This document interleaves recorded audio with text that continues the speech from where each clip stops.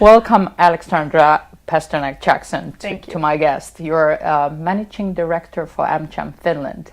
And today we are here to talk about trust.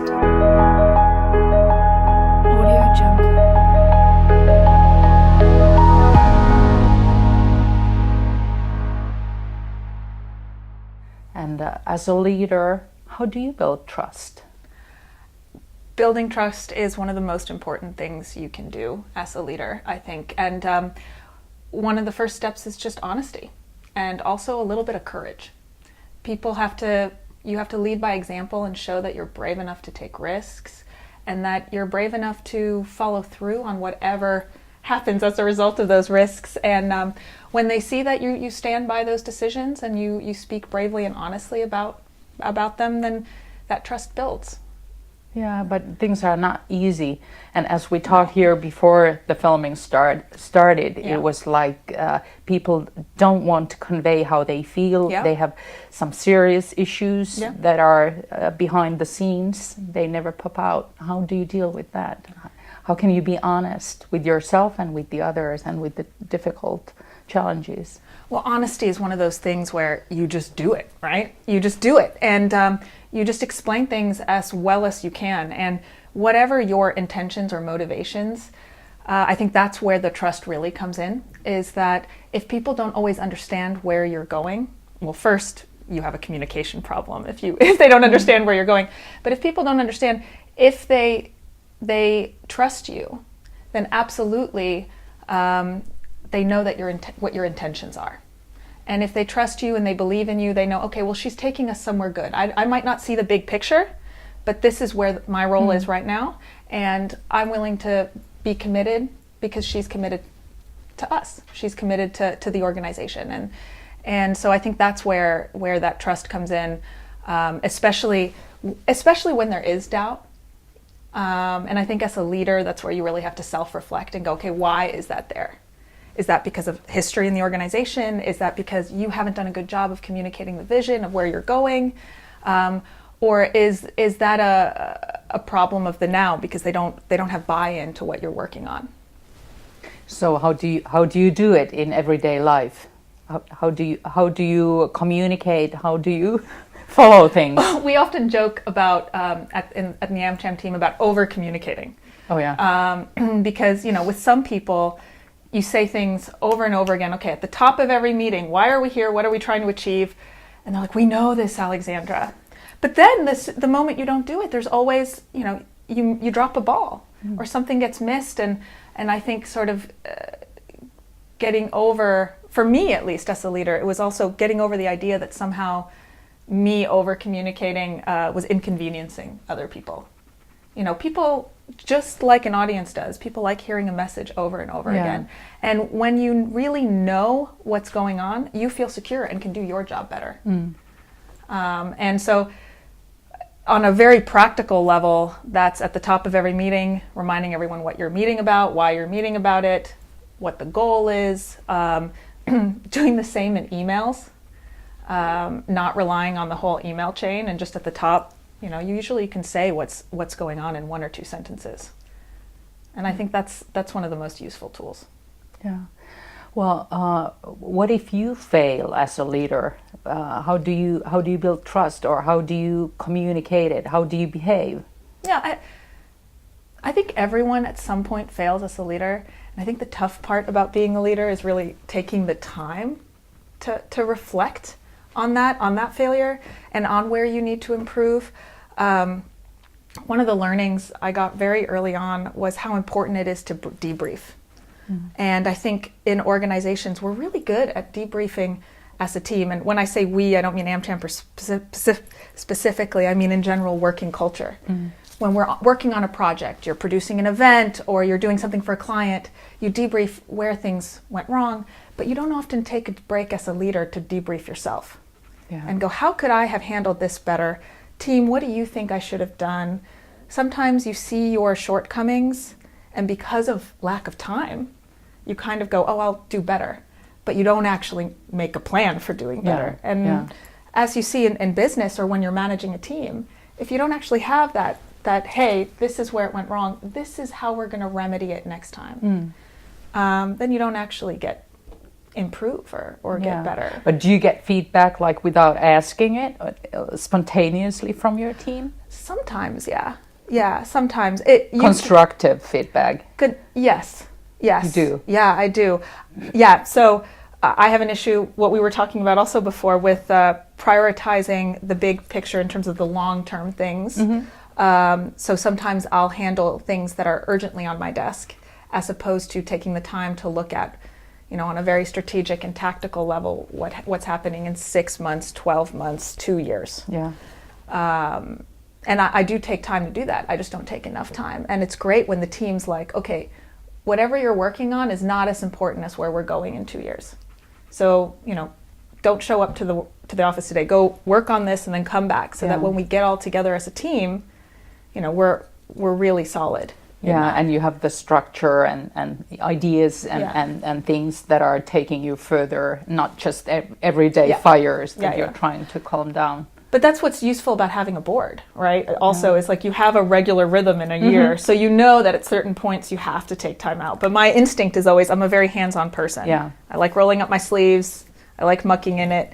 And as a relatively new leader, in terms of position, like you were saying, making sure that some things I just have to leave, because I need to spend my time on things that move our organization forward. Yeah. But what about you? I mean, when you're moving CoComs forward, when do you find that time, and how do you input with your team? Yeah, that's the hard thing that I have learned. Like I told you, I've learned to delegate. I have learned to trust people. Yeah. And I think when you trust people, you get their trust back. It creates trust when you trust others. Yeah.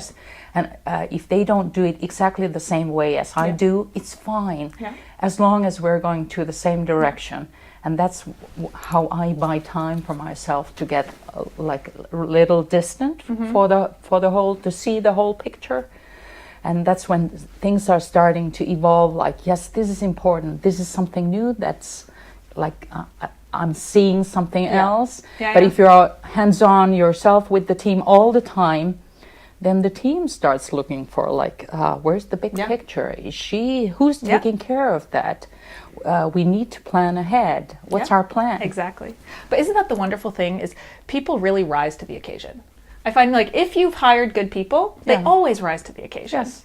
And that's, they do. Yeah, and trusting that is, I think, a huge part of that trust, is that they will rise. And sometimes when people, feel overwhelmed because they themselves, you've given them a new challenge, that when they're able to see that you are committed to them and committed to their success, and you're able to, you show in your actions also that you trust them, that gives them the confidence to actually and they rise faster.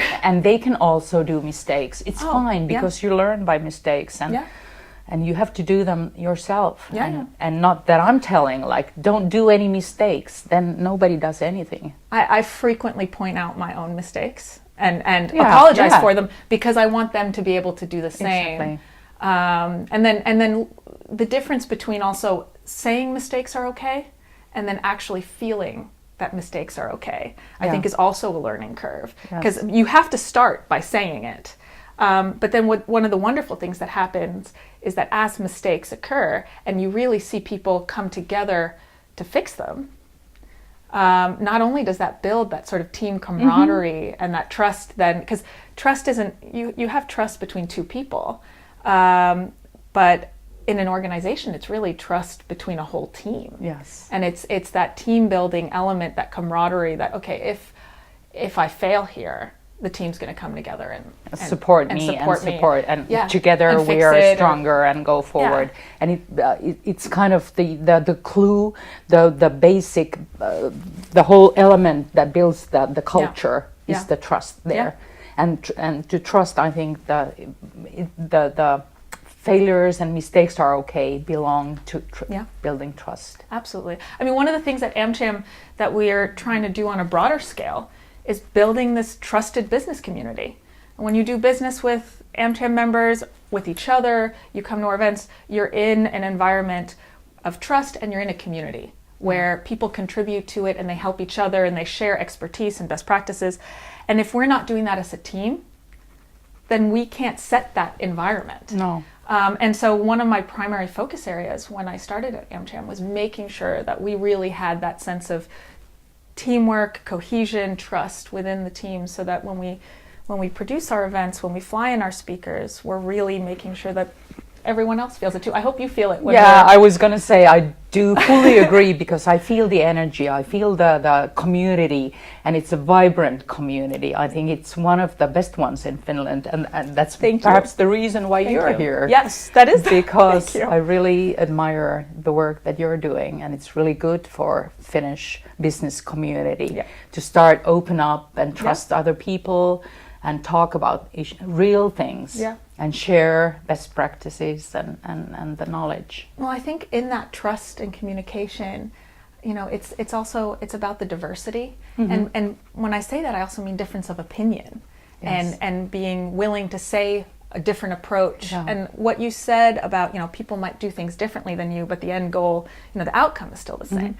I think modeling that is also an important part of good corporate citizenship. Of whatever you're putting out there, you need to be able to show that you can look at different perspectives and whether that is broader social issues, or whether that is like very specific to your business's strategy and what you're trying to produce. Different ideas, differences of opinion, all of that is very healthy. And when you have an environment that's trusted, you're able to take in all of that, and that can shape your thinking or not. But as long as it's there, you're doing something right. Yeah, that's so true. And to open up your own vision of what's going on in business and in the world, in this country. Like, my opinion and my way of seeing things is not the only one, and the others are as good as mine. Well, you have a lot of different nationalities on your team and different perspectives and life experiences as well. What's from when you started in co-coms, has it always been like that, or has it transitioned to more sort of a more global perspective? What's the journey there? I think it was from the beginning, because I that's my view of life, and I'm really looking forward to meeting different people from different perspectives, and I really appreciate the diversity. We have Americans here. He's behind the camera here. Hi. And I've spent a lot of time in the US, but also in Europe, and I think it's really good for the customer work, for example, to get different angles, different views, different experiences, and it's more fun to work in an international environment, because you learn a lot. And then it's about the culture you create, right? Like the culture at co-coms or the culture at Amcham, so that even though everyone approaches things differently, everyone has that.